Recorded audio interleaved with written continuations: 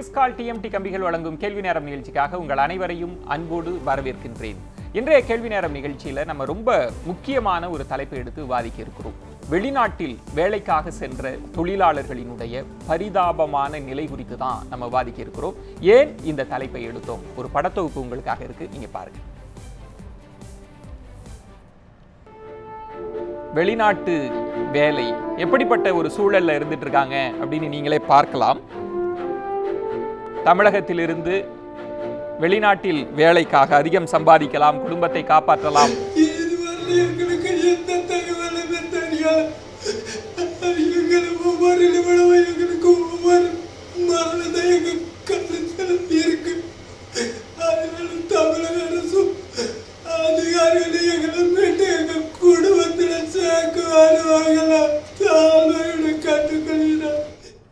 பார்த்திருக்கலாம்.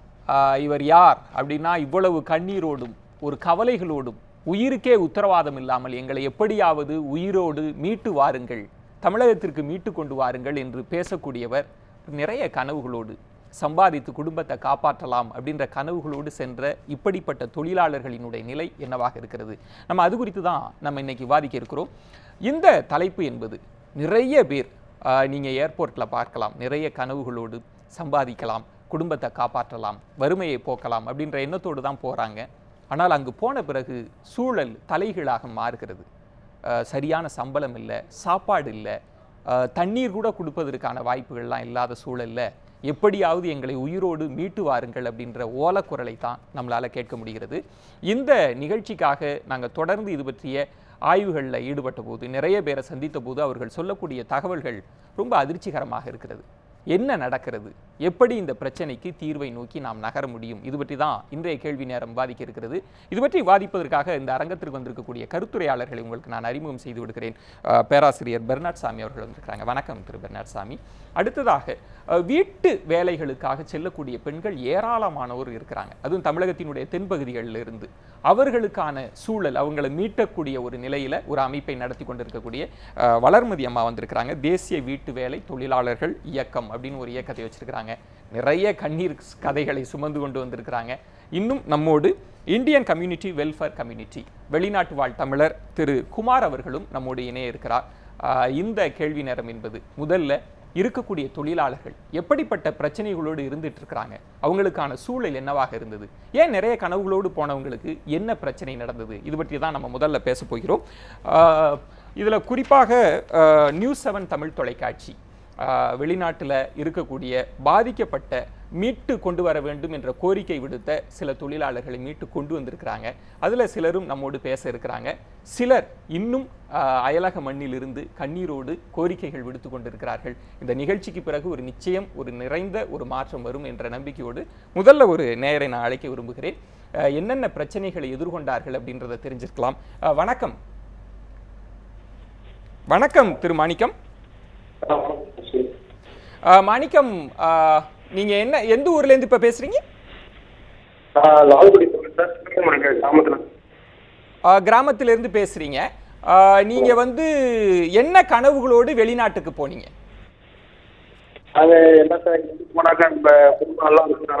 சம்பாதிக்கலாம், எனக்கு பெண் குழந்தை இருக்காங்க, அவங்களுடைய ஃபியூச்சர் நல்லா இருக்கும் அப்படின்னு.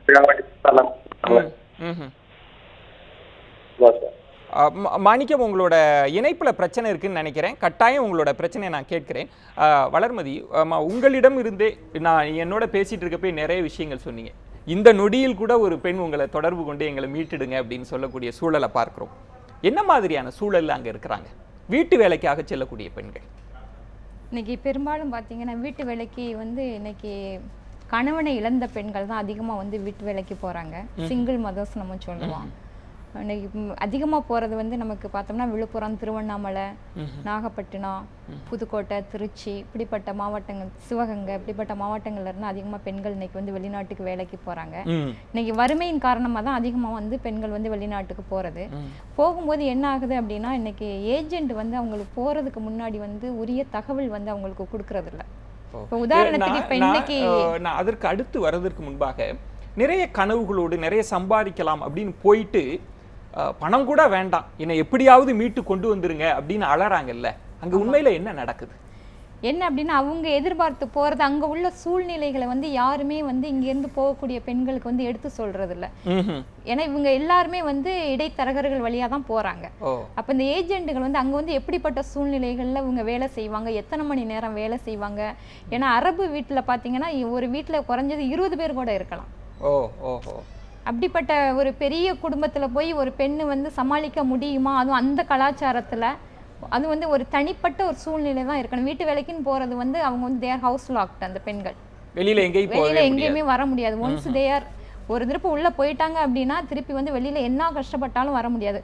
உதாரணத்துக்கு இன்னைக்கு காலையில வந்த ஒரு செய்தி என்ன அப்படின்னா, இந்த அம்மா வந்து 1600 ரியாலுக்கு வந்து ஏஜென்ட் வந்து பேசி அங்க வேலைக்கு கூட்டிட்டு 1600 ரியால்னா நம்ம தமிழக நம்ம இந்திய ரூபாய் மதிப்புல எவ்வளவு? இந்திய ரூபாயில எவ்வளவு? இந்திய ரூபாயில எனக்கு சரியா 16000 ரூபாய் சம்பளத்துக்காக போயிருக்காங்க கூட்டிட்டு போயிருக்காங்க. அங்க போன பிறகு இவங்களுக்கு வந்து 600 ரியால் தான் தருவேன் அப்படின்னு சொல்லியிருக்காங்க இந்த அம்மாவுக்கு. ஏன்னா இந்த அம்மா போனது வந்து வறுமையின் காரணமாக தான் வீட்டை விட்டுட்டு போயிருக்காங்க. அப்போ 600 ரியால்னு சொன்ன உடனே இவங்க சொல்லியிருக்காங்க, இல்லை என்னை கூட்டிட்டு வந்தது வந்து 1600 ரியாலுக்கு தான் நீங்கள் கூட்டிட்டு வந்தாங்க, எனக்கு 600 ரியாலுக்கு வந்து வேலை பார்க்க முடியாதுன்னு சொன்ன உடனே என்ன பண்ணிட்டாங்கன்னா அவங்கள வந்து ஒரு இருட்டறையில் பூட்டி அடிக்க ஆரம்பிச்சிட்டாங்க, சாப்பாடு கொடுக்காம. நம்ம இன்னும் ஒரு நேயர் இருக்கிறார். நம்ம இது பற்றி தான் தொடர்ந்து கேள்வி நேரத்தில் வந்து ஒரு 2 சுற்றுகளில் நம்ம பேச போகிறோம். திரு நசுருதீன், வணக்கம். திரு நசுருதீன், வணக்கம் சார். உங்களுடைய சூழலை நீங்க விளக்குங்க. நீங்க எங்கேருந்து பேசுறீங்க நசுருதீன்? நான் அருப்புக்கோட்டையிலிருந்து பேசுறேன் சார், விருதுநகர் டிஸ்ட்ரிக்ட் சார். அருப்புக்கோட்டையிலிருந்து. நீங்க எத்தனாவது படிச்சிருக்கீங்க? சார் நான் MSc MPhil மைக்ரோபயாலஜி முடிச்சிருக்கேன் சார். சாரி, நீங்க டிகிரியே முடிச்சிருக்கீங்களா? என்ன நடந்தது? கனவுகளோடு அப்ப வெளிநாட்டுக்கு போயிருப்பீங்க. அங்க என்ன நடந்தது? எந்த கண்ட்ரிக்கு போனீங்க நசுருதீன்? சவுதி அரேபியாவுக்கு அல் மனாஹில் வாட்டர் கம்பெனிக்காக அனுப்புனாங்க சார். சரி. போன இடத்துல லேப் டெக்னீஷியனுக்காக போனேன் சார். வாட்டர் குவாலிட்டி செக் பண்றதுக்காக போனேன் சார். போன இடத்துல எங்களுக்கு சரியான முறையில வேலை கிடையாது சார். சரியான ஊதியம் கிடையாது சார். அடிப்படை வசதி எதுவுமே இல்லை சார்.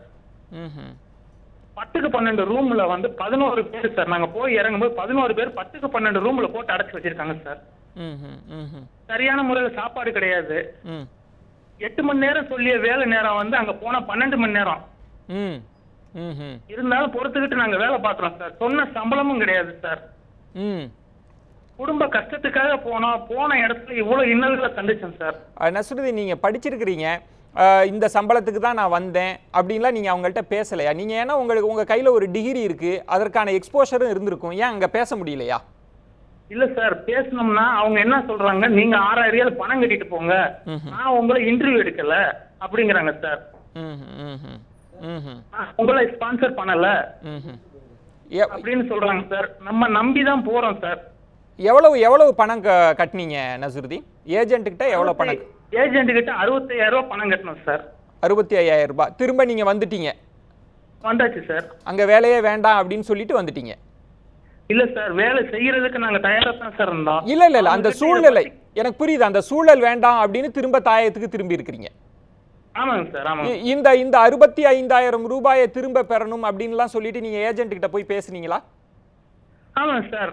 என்ன சொல்றாங்க ஏஜென்ட்?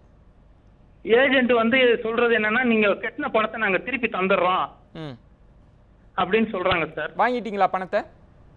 வாங்கிட்டேன் சார். அதுல நீங்க அதிர்ஷ்டசாலின்னு நினைக்கிறேன். ஏன்னா நிறைய பேருக்கு வந்து கொடுத்த பணம் கிடைக்கல. நம்ம அது பற்றியும் பேசலாம். நசுருதீன், இணைப்பில் வந்ததுக்கு ரொம்ப நன்றி. பேராசிரியர், ஒருவர் வந்து ஒரு கனவுகளோடு போனவர் ஒரு அகதி முகாம்ல இருந்துட்டு கதற மாதிரி கதறார். எப்படியாவது என்ன கொண்டு வந்துருங்க, தமிழக அரசு மத்திய அரசு ஏதாவது செஞ்சு எங்களை மீட்டு கொண்டு வாருங்க அப்படின்னு சொல்றாங்கல்ல. இது ஒரு பெரிய உளவியல் சிக்கல் மாதிரி எனக்கு தோணுது. அங்க உண்மையில என்ன நடக்குதுன்னு நினைக்கிறீங்க? ஏன் இந்த ஓலக்குரல் எழுப்பப்படுது? அதாவது நீங்கள் குறிப்பிட்டது போல் இன்றைக்கி பல பேர் குறிப்பிட்டது போல் பல கனவுகளோடு இன்றைக்கி வந்து தொழிலாளர்கள் வந்து வெளியே போகிறாங்க. ஆனால் அங்கே போன உடனே தான் அவங்களுக்கு தெரியுது தாங்கள் வந்து ஏமாற்றப்பட்டு விட்டதை உணர்கின்றார்கள்.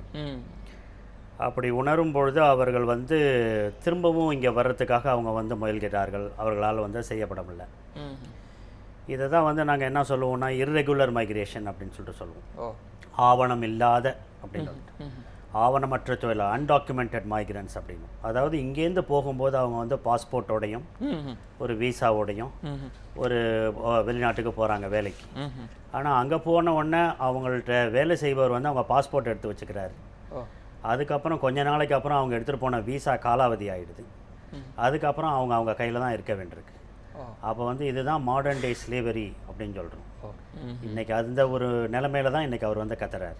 அதனால் இதுதான் இன்றைக்கி இந்தியா மட்டுமல்ல, இன்றைக்கி சவுத் ஏஷியாவில் இருக்கக்கூடிய நாடுகள் எல்லாமே லேபர் எக்ஸ்போர்ட் கண்ட்ரிஸ் தான். நம்ம எல்லாருமே எல்லா நாட்டிலிருந்து போகக்கூடிய தொழிலாளர்களும் இந்த பிரச்சனையை தான் இன்றைக்கி சந்தித்து கொண்டு இருக்கிறார்.